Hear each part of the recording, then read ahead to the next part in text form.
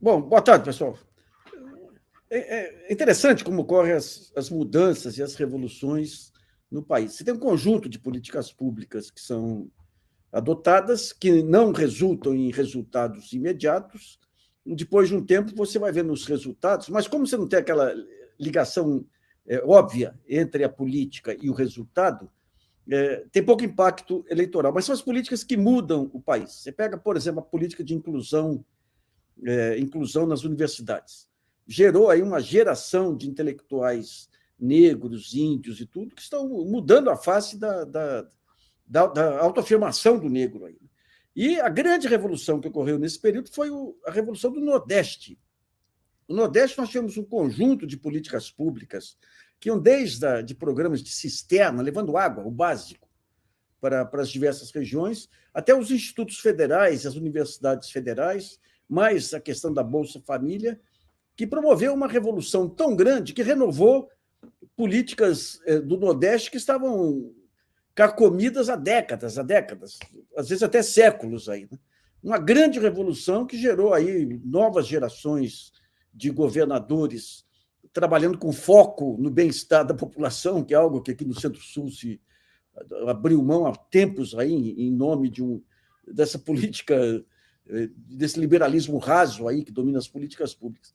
A nossa entrevistada é a principal representante, a principal pensadora aí desse pensamento de desenvolvimento regional, autêntica seguidora de Celso Furtado, que é Tânia Bacelar.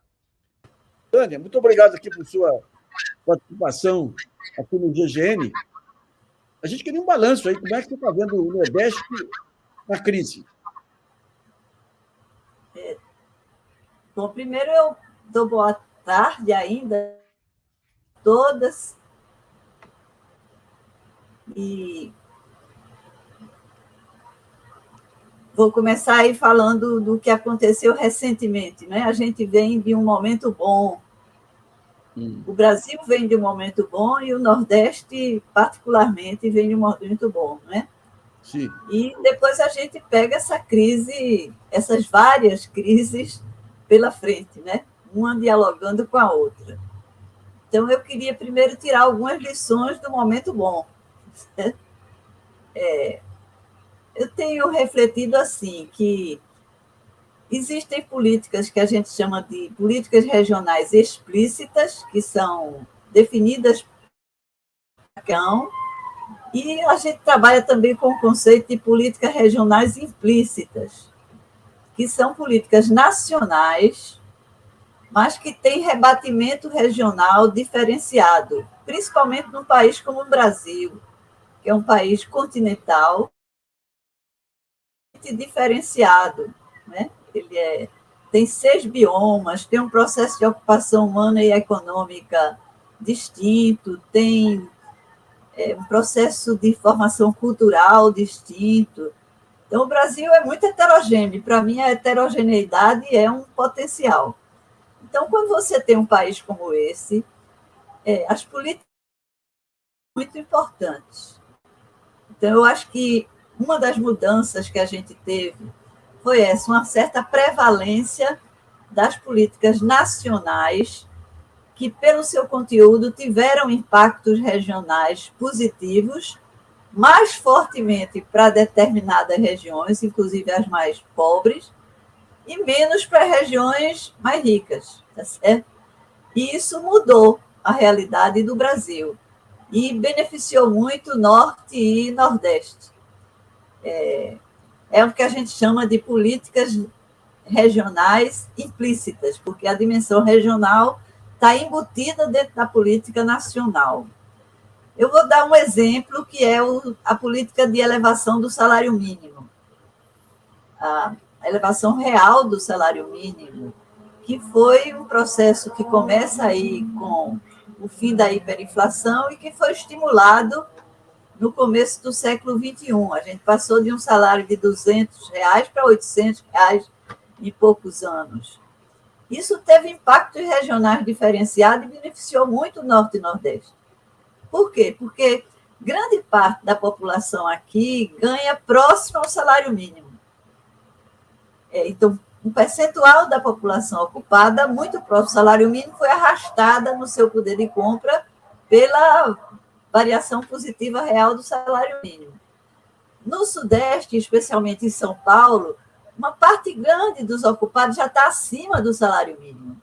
Então, não é a política de salário mínimo que arrasta o poder de compra deles. Tem que ir para o sindicato, tem que fazer a discussão com o patrão para poder ter o reajuste real positivo, tá certo? Aqui foi na veia, aumentou o salário mínimo e expandiu o poder de compra da população. Então, isso é política macroeconômica, é política do preço da variável trabalho. Ela não é explicitamente regional, mas ela tem rebatimentos regionais favoráveis à questão dos desequilíbrios regionais nossos. Outra é educação. A política de expansão e interiorização do ensino superior. Eu acho que foi uma das coisas mais importantes que aconteceram no Brasil recente, mas o Nordeste foi muito bem beneficiado. Parte grande da expansão das universidades veio para cá, que a interiorização da universidade pública arrastou também a universidade privada, e aí você teve um crescimento das matrículas aqui num ritmo mais intenso do que nas regiões mais ricas do Brasil. Foi muito bom observar isso, porque a gente percebeu que, por exemplo, esse é um veio de investimento muito importante para qualquer política de gente qualificada, capacidade de fazer ciência. Então, isso foi interiorizado nos anos recentes. Isso transformou-se em economia. O exemplo que eu gosto de dar é o do dinamismo das cidades médias do Nordeste. Mas não foi só do Nordeste, em outras macro-regiões também, mas aqui foi muito evidente. Como aqui a quantidade de matrículas cresceu mais rápido que a média nacional, esse crescimento das cidades médicas, puxado pelo investimento em ensino superior, foi impressionante. Vou dar um exemplo, uma cidade como Crato Juazeiro, que, na verdade, não é Crato Juazeiro, é o Crajubá. São 3 municípios que têm um núcleo urbano em comum. E aí você botou faculdade de medicina, você botou faculdade de enfermagem, você botou faculdade de direito. Aquilo gerou um dinamismo. A gente ia nessas cidades, e eram cidades que não tinham hotel, por exemplo. Hoje a gente chega, são cidades que têm hotel, que a construção civil chegou junto para fazer edifício, porque os professores vinham de fora. 2 faculdades de medicina que eles colocaram, o governo botou uma, o setor privado botou outra, tinha aluno do Brasil todo. Então, aquilo mudou a fisionomia daquele centro urbano, mas não foi só. Foram vários centros urbanos aqui dinamizados por um investimento estratégico de política pública nacional, setorial, que é uma política de educação superior. Então, acho que isso foi um aprendizado muito importante, não é que não basta, para lutar contra as desigualdades, propor políticas explícitas para determinadas regiões. É preciso que as políticas nacionais tenham esse direcionamento, ou que políticas nacionais tenham uma leitura regional. A gente coloque a dimensão regional nas políticas nacionais. Eu acho que isso a gente fez nas décadas iniciais do século XXI, e o resultado foi muito positivo. Tá, Tânia, deixa eu te apresentar o Paulo Gala e o João Furtado, que são os nossos convidados. Sou admiradora dos dois. Tudo bem, professora? Tudo bom? Tudo bem. Pois não, João. Eu vou me inscrever para fazer uma pergunta aqui. Me inscrevo. A bola é sua, Paulo. Eu queria, professor, aproveitar ainda esse gancho da discussão das desigualdades regionais, do problema regional no Brasil, puxar um pouquinho a conversa para a questão da industrialização do Nordeste, né? Um tema clássico, assim, né? Quase quintessencial, né? Mas a pergunta que eu faria é: podemos dizer que houve avanços na industrialização do Nordeste, olhando as últimas décadas, pensando nos polos que foram criados, pensando, por exemplo, em Recife, Me vem à cabeça o Porto Digital de Recife, mas não só isso, a atração de uma série de empresas com o Porto de Suape, enfim. Qual é a leitura que a gente faria da questão da industrialização do Nordeste em 2021? Né? Esse é um tema que a gente discute desde os anos 70, né? Então, minha pergunta era mais no sentido de qual seria a visão atualizada disso, né? Houve sim. Aliás, hoje foi lançado um livro coordenado por Aristides Monteiro, que faz esse tipo de reflexão, né? E aí, veja, houve sim, o Nordeste hoje tem uma densidade industrial muito maior do que teve lá no final do século passado, claro que concentrada em algumas grandes cidades, isso é da indústria, o destaque é para Fortaleza, para Recife, para Salvador, né? Mas nós temos também cidades de menor porte que também receberam atividade industrial. O peso relativo na produção industrial. Agora, veja, o momento que a gente vive é um momento complicado, porque o Brasil é densidade industrial. A densidade quando o país está perdendo. Nós todos conhecemos, ele chamava isso de desconcentração espúria. Tem aí que é um problema. O país precisa, na revolução industrial, e a gente não está conseguindo fazer isso, tá certo? Então, assim, como brasileira hoje, eu quero que o Brasil ultrapasse esse momento de dificuldade, agora que arraste o Nordeste também, porque aqui já teve avanços significativos. Um avanço muito importante que eu vejo é o de Pernambuco, porque Pernambuco teve um momento no pós-Sudene positivo, trouxe um parque industrial novo, mas esse parque estava claudicando no final dos anos 90. Quando começa essa perda de relevância do movimento industrial brasileiro, Pernambuco, no Nordeste, é um dos estados que mais sofre. E Pernambuco, no começo do século XXI, inverteu essa trajetória. A gente recebeu um bloco de investimentos muito forte no começo do século XXI e muito concentrado na indústria.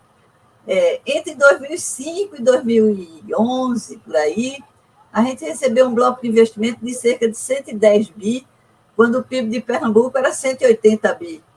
Caramba. E desses 110 bi, 2/3 era indústria. Então, a gente trouxe, por exemplo, a indústria automotiva. A planta automotiva mais moderna do Brasil está aqui. Enquanto outras plantas automotivas estão fechando, hoje eu vi uma matéria sobre morador de rua em São Paulo, cheio de metalúrgico, tá certo? Metalúrgico virando morador de rua. Qual planta é essa, professora? Qual planta automotiva é essa? É da Fiat, não? Da Fiat. Da Fiat. A melhor planta no mundo deles é a mais moderna é a daqui. Tá certo? Então, isso mudou a região norte, a parte norte da metrópole do Recife. Tá certo? Então, foi um completo da atividade industrial na época. Então, sim, a gente deu uma melhorada boa. O Ceará fez um processo muito interessante. O Ceará é diferente de Pernambuco, porque para Pernambuco tem mais filiais de grandes corporações. O Ceará não. O Ceará também tem um tecido de empresários locais que também se expandiu. Então, tem um movimento industrial do Ceará muito interessante, que mudou, inclusive, a Federação das Indústrias do Ceará. Não sei se você tem ido lá, mas, para mim, hoje é uma das federações mais ativas e com debates mais contemporâneos que eu conheço. Então, isso é uma mudança indiscutível que aconteceu. Mas, para mim, como eu aprendi essa história de que o nacional também é relevante para o regional, acho que o grande desafio brasileiro hoje é engatar a indústria brasileira na dinâmica da nova indústria mundial, que é aí que a gente está falhando. João. Eu ia fazer uma pergunta, professora, no outro extremo da pergunta do Paulo. João, experimenta só aumentar um pouquinho o seu som, viu? Tá baixo. Falar um pouco mais alto. Tá. Boa noite, professora. É um gosto ouvi-la, sempre com a sua energia e o seu entusiasmo. Eu queria perguntar, professora, sobre o outro extremo da pergunta do Paulo. Um programa como o programa das cisternas, como a senhora avalia a efetividade desse programa, tanto para combater, digamos, as carências de água das famílias, quanto para promover a pequena agricultura familiar do polígono? Veja, esse é o tipo de demanda que a gente não estava resolvendo, não é? É a demanda atomizada. Nós temos solução para a demanda concentrada, tanto de energia como de água, que são essenciais. Como é que no século XXI você não tem energia e não tem água, tá certo? E essa foi uma mudança fundamental do Nordeste. O Nordeste rural mudou completamente.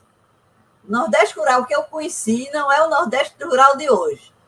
E tem, entre as mudanças, essas duas são muito relevantes. Quem permaneceu na zona rural, que tem aquele hábitat atomizado, ele foi introduzido, pelo menos no século XX, porque ele teve acesso à água e à energia. Tá certo? Então, para fazer isso, a solução teve que mudar. A solução foi diferente. Não é a partir do grande reservatório, não, porque é caro, não chega lá. Você teve que fazer soluções alternativas, tanto em energia como em água. E a política das cisternas, a gente fez assim. É uma política que foi financiada pelo setor público, mas foi implementada pelas ONGs. São entidades não governamentais que fizeram, mas claro que quem financiou foi o dinheiro público, tá certo? E levou uma solução diferente, que é uma solução adequada, atomizada. A solução é atomizada. Cada casa tem a sua cisterna, tá certo? Que resolveu o problema da água, porque o problema da água nesses lugares, mesmo de muita seca, não é que falta água, a falta é irregular. O grande problema do Nordeste é a irregularidade da oferta da água, porque às vezes cai demais. Agora mesmo está caindo demais, tá certo? Agora é irregular. Então, o acúmulo individual resolveu esse problema. Quando chove, acumula. E aí usa com parcimônia. Agora, o tamanho da solução era para consumo humano, não era para consumo produtivo. Em alguns momentos, a gente avançou para uma cisterna maior, que essa sim é capaz de dar um apoio à pequena agricultura familiar da região. Mas o problema era consumo humano, eram as mulheres com lata d'água na cabeça, andando quilômetros para levar água para cozinhar ou para dar banho nas crianças, e água ruim. Certo? Então, esse problema foi resolvido. E foi resolvido com a solução técnica, tecnológica adequada, realizado por entidades não governamentais. A ASA, que é a Articulação para o Semiárido, teve um protagonismo incrível. A igreja teve uma presença muito grande na concepção e na difusão disso, e o governo pagou a conta, tá certo? Então, o modelo funcionou muito bem, tá certo? Professora, um dos pontos lá atrás, quando se falava no desenvolvimento do Nordeste, um dos pontos que se colocava é que não se deveria repetir o desenvolvimento aqui do Sudeste e tudo, mas também utilizar o grande potencial de artes, de artesanato, conferindo um maior valor agregado aí. Além da parte de frutas também, tem muitas cooperativas que surgiram aí também para exportação. Como é que está se desenvolvendo essa parte? Veja, isso precisa ter terra boa e água. A agricultura irrigada, além do empreendedor, tem que ter terra boa e água, senão não atrai o empreendedor. Isso é um recurso que não está em todo o Nordeste, principalmente no semiárido. Mas mesmo no semiárido, tem lugares que tem água e terra boa. Petrolina é um exemplo, tá certo? O melão lá na região próxima a Mossoró é outro exemplo. Então, tem ilhas dentro da região que tem água, terra boa e capacidade empresarial, com apoio de política pública, você junta tudo E aí você cria polos que hoje a gente disputa o mercado internacional dessas produções com muita tranquilidade. O melão do Rio Grande do Norte, a manga, a uva daqui de Petrolina. Agora, isso não é uma coisa generalizada, isso é específico em determinados lugares, mas é um dos eixos para onde tem, tá certo? Então, esse é um problema interessante. E a questão do artesanato, festas e turismo? Isso está na veia, tá certo? Qualquer pessoa lúcida sabe que se tem um forte na região é o patrimônio cultural, tá certo? Que é um patrimônio material, mas é um patrimônio que está nas pessoas também. Você herda. Você nasce no Pajeú fazendo poesia, tá certo? Você, desde pequenininho, faz poesia. Então, e encanta o mundo, tá certo? Então, essa é uma das grandes potencialidades do Nordeste, que é para o século XXI. Porque o século XXI é o século da produção do conhecimento. E esse é um tipo de conhecimento muito, muito positivo. E o Nordeste é cheio de potencial para isso. Então, a chamada economia criativa, né, como a gente chama hoje, para mim, hoje é um dos eixos do desenvolvimento futuro da região. Até porque isso também cria muito emprego, isso se junta com o turismo, tá certo? Então, a visão de um complexo turístico-cultural é uma visão muito adequada para a região, porque a gente tem, de fato, acúmulo para fazer isso, tá certo? As iniciativas são muito exitosas. Eu queria fazer um gancho. Eu me inscrevo aqui na CIF depois, então. Então, deixa eu fazer. Vai lá, pode falar, depois eu falo. Só para pegar um pontinho aí, foi colocada essa questão, o Paulo mencionou essa questão do porto digital. Ou seja, Recife, você tem também, acho que na Paraíba, você tem lá a universidade que tem uma boa parte tecnológica. Essa questão das indústrias criativas exige uma linkagem aí com a tecnologia. Mas a gente vê que no porto digital eles atendem muito a demandas externas também, de grandes empresas. Está sendo feita a linkagem, essa linkagem do porto digital com esses ativos culturais? Veja, o porto digital nasceu da universidade. A gente tinha um departamento de informática com professores empreendedores que extravasou para a economia, mas teve o apoio público. Ele deslancha quando a gente vende a CELP e um pedaço do dinheiro da CELP foi alocado no Porto Digital. Então, teve apoio público no começo. 36 bi do dinheiro da CELP já botou no Porto Digital, tá certo? No começo, o Porto Digital estava mais voltado para fora, mas isso mudou. O Porto Digital teve duas mudanças importantes ao se consolidar. A primeira mudança é que ele, só com software, ele não era viável. Então, ele passou de ser de um ecossistema de produção de software para um ecossistema que associa o software com a produção cultural. Então, a produção cultural, que é uma das nossas forças, está aí. O cinema, por exemplo, de Pernambuco, hoje ganha prêmio internacionalmente. Eles botaram lá um equipamento, o Porto Mídia, é uma forma de adensar não mais produção de software, mas de produção de filme. E você já viu fazer um filme? Quanta gente isso mobiliza? É uma maravilha de criação de emprego qualificado, tá certo? E eles foram nessa direção. O Porto Mídia tem um equipamento que é um equipamento de ponta. Vem gente do mundo terminar os filmes aqui no Porto Digital, tá certo? Então, eles foram primeiro para esse veio que dialoga com essa potencialidade que você falou, não é? Com a capacidade, o potencial da economia criativa que está aí latente na região. Recife, assim, extravasa a economia criativa, tá certo? Então, isso eles fizeram. A segunda que eles estão fazendo agora é se voltar para o tecido produtivo interno. Então, eles estão tendo como missão ajudar o tecido produtivo daqui a fazer a transição para a era digital. que a pandemia chegou e disse, ó, quem não fizer tem muita chance de se dar mal.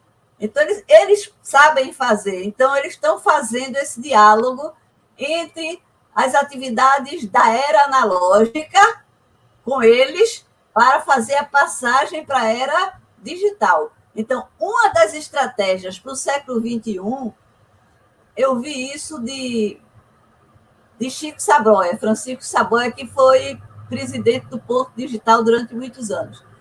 A gente perguntou a ele, qual é o teu sonho do Nordeste futuro? Ele disse, o Nordeste cheio de polos de ecossistemas tipo Porto Digital. Esse será o investimento da nova era. E não é impossível fazer isso no Nordeste. É possível fazer isso no Nordeste. Foi feito em Pernambuco. Então, por que é que não pode fazer no Nordeste? Maravilha. Paulo, a bola é sua. Eu queria voltar na questão da água aqui, porque ficou uma interrogação na minha cabeça, que é a transposição do Rio São Francisco. Né? Acho que não dá para a gente falar de Nordeste, de água, né, de uma leitura do século XXI, sem falar da transposição do Rio São Francisco. Então, a pergunta que eu faria para a professora é: a quantas anda, quais os impactos, o que tem de bom, o que tem de ruim, quais são as críticas, quais são as coisas, porventura, positivas, qual é a leitura que a professora faz da transposição do Rio São Francisco? Veja, o projeto foi muito polêmico, mas eu acho que o principal já foi feito, tá certo? Que eram as grandes obras, que são muito caras, e ele foi para cima de onde realmente está o problema. Onde tem o déficit hídrico principal do Nordeste é no Nordeste Oriental. Então, você foi lá no Rio São Francisco e tirou água para o Nordeste Oriental. Trouxe para o Pernambuco, para o Rio Grande do Norte, para Paraíba e está levando para o Ceará. Então, aquele é o miolo onde tem problema de escassez hídrica e aí você levou água. Então, essa obra ela está praticamente terminada. Portanto, o grosso do investimento já foi feito. Tem um problema, um grande desafio agora é quem paga a água, certo? Então, a governança do PISF hoje é o grande desafio que o Nordeste tem nas mãos. Na minha visão, quem tem que pagar a água é os governos estaduais, tá certo? E nenhum governador está topando. Mas um dia eles vão chegar à conclusão de que eles vão ter que assumir essa conta, tá certo? Mas, veja, o Nordeste tem mais do que isso como potencial. O Nordeste tem um outro canal que está indo na direção, lá no interior de Alagoas, que passa por um desses lugares que eu falei. Tem terra boa e não tinha água. Aí um canal está levando água, então Alagoas pode ter lá no sertão um polo parecido com Petrolina, ou parecido com o Vale do Açu, tá certo? Então, tem outros potenciais, é isso que eu estou dizendo. Mas, voltando ao PISF, ele é um investimento estratégico para o futuro. Hoje a gente fez uma entrevista, eu estou fazendo um trabalho para a Sudene através do CGE. E hoje a gente fez uma entrevista muito interessante com João Bosco, ele foi presidente da Chesf e foi secretário de saneamento, então ele entende de água e de energia. Então, ele hoje fez uma reflexão que eu achei fantástica. Ele disse, o grande problema do Nordeste do passado era energia, era água. E, na época, a energia brasileira era a energia hidráulica. Então, quando eu entrei na Sudene, o problema era esse. Bom, agora tem a energia eólica, né? Está fazendo 10% da energia do Brasil e tem energia eólica, né? Quando eu entrei na Sudene, a energia brasileira de ponta era hidráulica, numa região que não tinha água. Então, a gente foi buscar água do São Francisco. Aí, qual foi o papel estratégico do Rio São Francisco? Foi fornecer energia para o desenvolvimento do Nordeste. Esse papel estratégico do São Francisco já cumpriu. Agora, a gente precisa libertar o São Francisco desse papel, porque o Nordeste hoje é o principal polo brasileiro de produção de energia limpa e renovável. Nós saímos do mapa do problema e passamos para o mapa da solução. Porque o mundo está... Aí nós estamos sintonizados. O mundo está indo para a energia limpa. Onde é que tem energia limpa no Brasil? Olhem o mapa do sol, olhem o mapa dos ventos, certo? é aqui. Essa semana, a produção eólica do Nordeste foi capaz de atender a toda a demanda da região. Incrível. O que está acontecendo com o Nordeste hoje? Ele já é suficientemente autônomo na produção de energia e está usando a energia hidroelétrica para botar na rede nacional, transferindo para o Sudeste. Eu vi um dado, professor, eu fiquei chocado, que o parque eólico produz mais que Itaipu já, é uma marca simbólica, o parque eólico superou Itaipu. Imagina que novo mundo que é isso. Solar, né? E ainda tem a solar. Então, o Nordeste do século XXI tem futuro. O que é o futuro no desenvolvimento? Começa pela energia. Então, o Nordeste não tinha água, mas tem energia abundante hoje. Ô, professor, em 2 eixos que o mundo está transitando para ele. Então, eu vejo o Nordeste assim hoje. Nós fazemos parte da solução. E já começamos a encaminhar a solução num Brasil perplexo. Enquanto o Brasil está perplexo, nós já descobrimos por onde a gente vai transitar.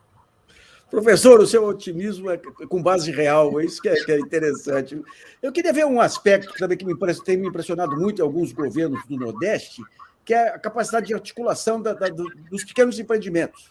Ou seja, pega a agricultura familiar, daí junta, faz um consórcio de pequenos supermercados regionais, daí tenta... Só um pouquinho aqui. Daí tenta estabelecer cotas de compras do serviço público. Eu queria que a senhora contasse as melhores experiências nessa área aí. A gente usa isso com um conceito novo de APL, né? Que são arranjos produtivos locais, a base é local, são pequenos empreendedores, não são grandes empreendedores, mas que juntos dá uma certa densidade econômica. Então, não é patrocínio da grande empresa, é uma agregação de produtores locais com uma certa especialização. Por exemplo, o polo de apicultura, ali no coração do semiárido, Piauí, Ceará, Pernambuco, você tem um polo de apicultura para exportação. A gente exporta mel orgânico a partir deste APL, tá certo? Como tem o APL da confecção aqui no entorno de Caruaru, tá certo? O Nordeste está cheio desse tipo de exemplo, onde a escala é dada pela quantidade de pequenos empreendimentos, tá certo?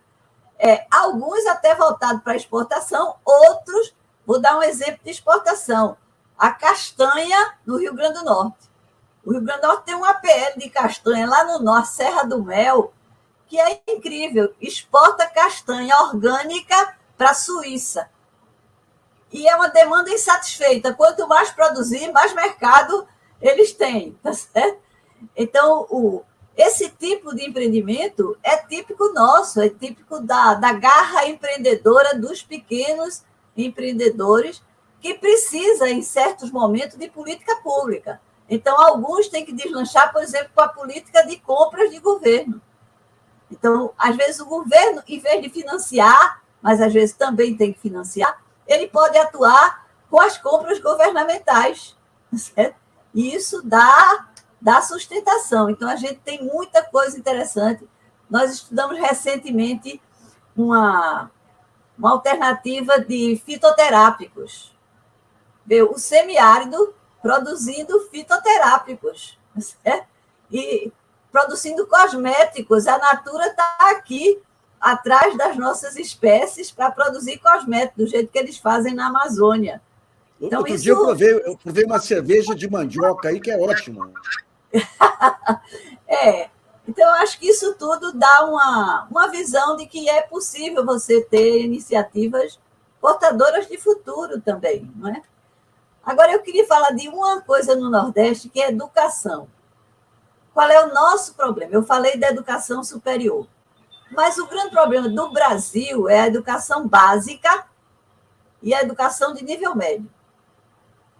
No nível médio, então, nem se fala. Nós temos 25% dos jovens em idade de estudar e trabalhar fora da escola e fora do mundo do trabalho. Então, esse desafio brasileiro é muito grande e aqui no Nordeste é maior. A média brasileira é 25%, a nossa é 30%. Então, veja, para colocar esse jovem na escola, tem que ser uma escola boa. Tem que ser uma escola boa. Então, acho que para um projeto de futuro tem que ter a componente qualificação das pessoas. E aí tem 2 exemplos recentes no Nordeste que também são muito positivos. O exemplo do Ceará para o ensino fundamental e o exemplo de Pernambuco para o ensino médio. A gente mostrou que nós podemos fazer. Certo? O Ceará hoje lidera os rankings de alfabetização na idade certa no Brasil. Certo? Então, nós somos hoje exemplo para o Brasil de que, fazendo direito, fazendo com cooperação entre estados e municípios, é possível a gente dar salto de qualidade em uma década. A mesma coisa Pernambuco fez com as escolas em tempo integral do ensino médio. Dá gosto você entrar numa escola de tempo integral de Pernambuco. A evasão do ensino médio aqui era quase metade, mais de 40%. Hoje é praticamente zero. É praticamente zero, porque a escola é muito boa. Então, a meninada fica, a meninada gosta e a meninada não vai abandonar a escola. Então, a gente aprende que quando a gente faz certo, a gente tem resultado. E não é porque a gente não sabe fazer, não. A gente mostrou de novo ao Brasil que a gente sabe fazer direito quando a gente resolve fazer direito. João, a bola é sua, João.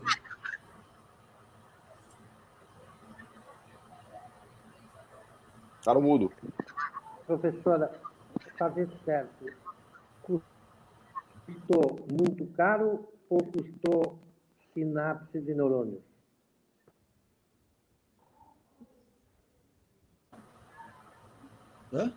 Cortou.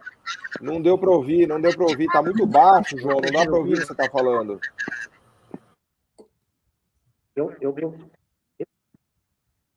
vou perguntar de novo. Fazer certo na educação em Pernambuco custou dinheiro ou custou neurônios? Os dois. Custou dinheiro porque as escolas eram caras, tá certo?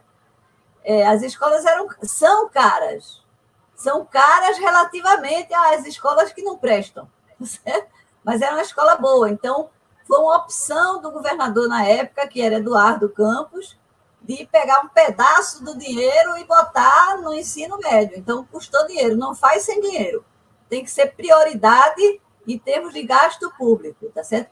Agora, gastou neurônio, porque o modelo não é dinheiro quem define. O modelo é construção pedagógica, é articulação de atores regionais e nacionais. Então, eu diria que ninguém faz isso sem essas duas coisas. Primeiro, sem decisão política firme, que leva o dinheiro, e depois tem que ter gente de qualidade para montar um modelo que seja um modelo consistente. Tem que formar professor, tem que dar diferencial de remuneração ao professor que colhe resultados diferenciados. Então, tem concepção por dentro também. Professora, uma coisa que sempre me intrigou, desde os anos 90, é o patinho feio do Nordeste aí, que é o Piauí, que quando você vê ranking de educação, eles estão muito bem. E na parte de saúde, eles têm historicamente um desempenho ótimo. Qual que é o mistério lá do Piauí? É um pouco o mistério do Nordeste, gente. É que nós temos uma imagem do Nordeste distorcida no Brasil. E parte dessa imagem foi construída pelas elites nordestinas, que adoram dizer que o Nordeste é pobrezinho para puxar para eles. Então, eu acho que um grande desafio do Nordeste é destruir essa imagem, tá certo? Destruir essa imagem, que ela era um karma no Piauí. O Piauí, para mim, era a síntese dessa imagem.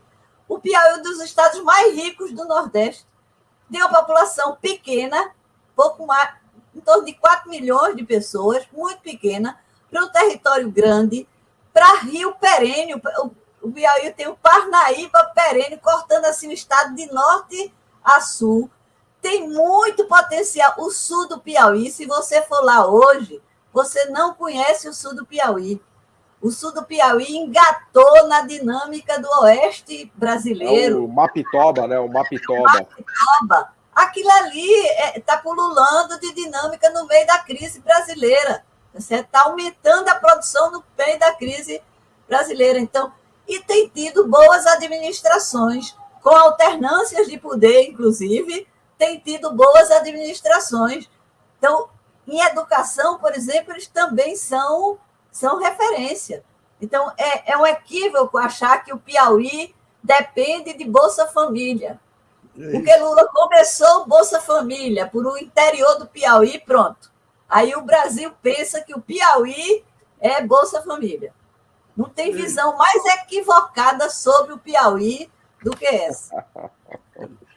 Eu queria fazer uma pergunta, professora, sobre um ator que eu acho que seria legal tratar aqui também, que é o Banco do Nordeste, né? Que ainda é um banco de desenvolvimento muito importante. Em tempos de desmonte do BNDES, me parece que o Banco do Nordeste está bastante vivo.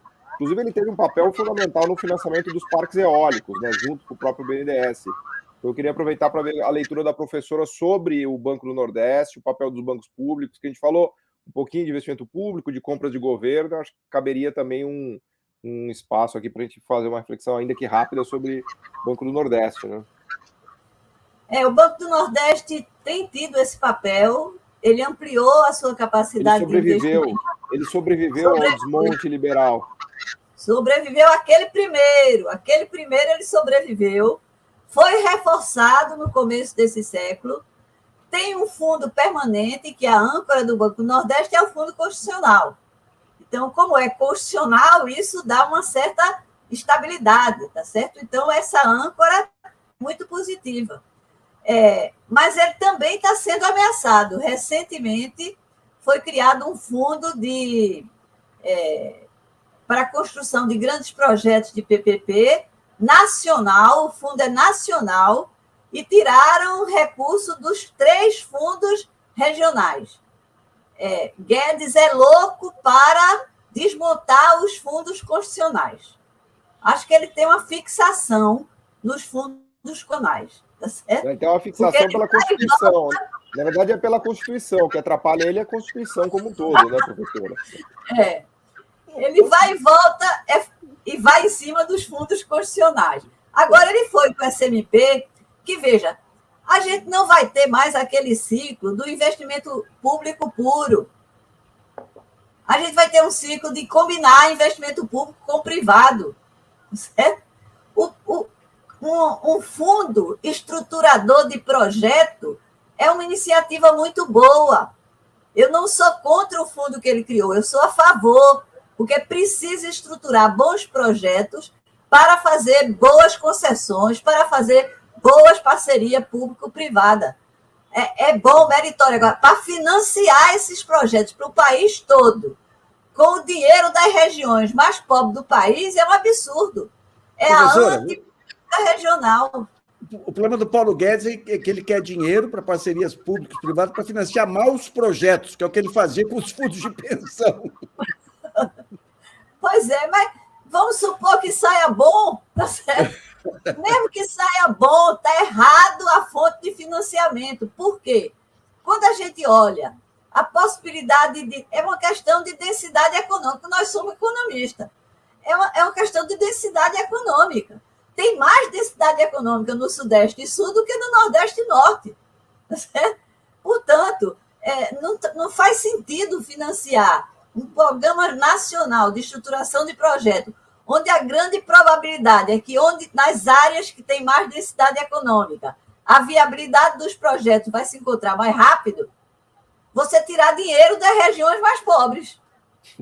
Essa é a solução de Paulo Guedes, que desestabiliza o Banco do Nordeste. Nessa mesma MP, ele mexeu na taxa de remuneração do Banco do Nordeste, que diz que o Banco do Nordeste está nadando em dinheiro, que o Banco do Nordeste paga muito bem a seus funcionários, aí corta a taxa de remuneração do banco. Então, o Banco do Nordeste não está imune a esse ataque que a gente está sofrendo do conjunto dos bancos públicos, mas que está chegando também aqui no Banco do Nordeste. Que coisa. Professora, essa questão dos polos tecnológicos, eu lembro, não sei se foi na Paraíba, uma das universidades federais que chegou até a desenvolver um modelo da TV digital brasileira. Tem outros pontos que estão aparecendo agora como polos tecnológicos? Não, com essa força não tem, não. Mas em Campina Grande tem um também, certo? Que é um polo antigo, ela tem uma universidade antiga, tem cursos de engenharia, que é os melhores do Nordeste, entre os melhores do país, há muito tempo. Então, é gente qualificada que transborda em economia. Onde tem gente qualificada, a tendência é transbordar em economia. E Campina Grande é um dos polos tecnológicos que a gente tem, tá certo? Agora, não tem muitos, mas é possível criar. E aí, com essa interiorização, a gente devia fazer uma aposta como essa, né? De criar outros ecossistemas inovativos Nordeste adentro, entendeu? Professor, eu conversando uma vez com um ex-governador do Nordeste, ele disse que a grande revolução política foi justamente a questão das cisternas, porque acabou com a dependência que havia dos coronéis. Como que a indústria da seca fortalecia, digamos, esse coronelismo? De que forma que era utilizada pelos coronéis? Veja, porque na seca faltava água. E a política, isso foi quem disse, foi Celso Furtado no GTDN. O capítulo sobre a seca do GTDN é brilhante. Ele diz, o problema é o seguinte, falta água, e aí a política é pública e fazer açude. Mas como a gente está numa região de latifúndio, onde é que é feito o açude? Dentro da grande propriedade, tá certo? Então, quando vem a seca e falta água, pior ainda, porque você fica sem água se não for obediente ao dono do açude. Tá certo? O açude é público, mas está na fazenda do homem. Então, você fica dependente. Então, isso tinha um retorno político, que era o fortalecimento do poder das oligarquias. As oligarquias perderam peso relativo. Quando a economia do Nordeste cresceu, se diversificou, as oligarquias perderam peso relativo e a política hidráulica foi o brejo depois de Celso Furtado, que ele bateu com força. Não é à toa que ele estava na primeira lista dos exilados. É isso. Primeira. Eita vida. Professora, em relação à Federação das Indústrias do Ceará, porque nos anos 90 também eles trouxeram um ímpeto inovador muito interessante. O que explica, digamos, essa visão mais consistente da Federação das Indústrias lá? Bom, eu vou falar primeiro da seca, para terminar. Nós tivemos, já que eu falei Furtado e seca, nós tivemos na última seca, essa mais recente, que foi longa e foi grande, nós tivemos uma seca sem frente de emergência, sem miséria e sem frente de emergência e sem a migração em massa.